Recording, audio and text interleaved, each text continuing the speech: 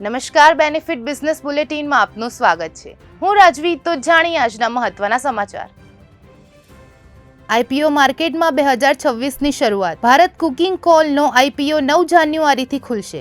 આજે 3 SME IPO Gabion technologies, Victory electric vehicles અને Yajur fibres પણ બિડિંગ માટે ખુલશે.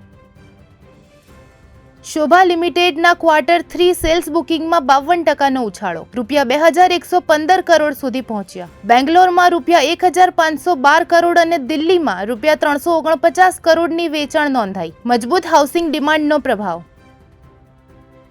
ડિસેમ્બર ક્વાર્ટરમાં બંધન બેંકની લોનમાં 10%નો વધારો. કુલ લોન ₹1.45 લાખ કરોડ પર પહોંચી. જમા રકમમાં પણ 11%ની મજબૂત વૃદ્ધિ નોંધાઈ.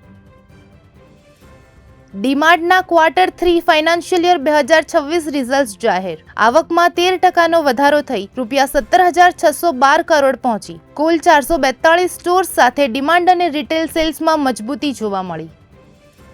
તો આવા જ મહત્વના સમાચારો જાણવા માટે જોડાયેલા રહો બેનિફિટ ન્યૂઝ સાથે.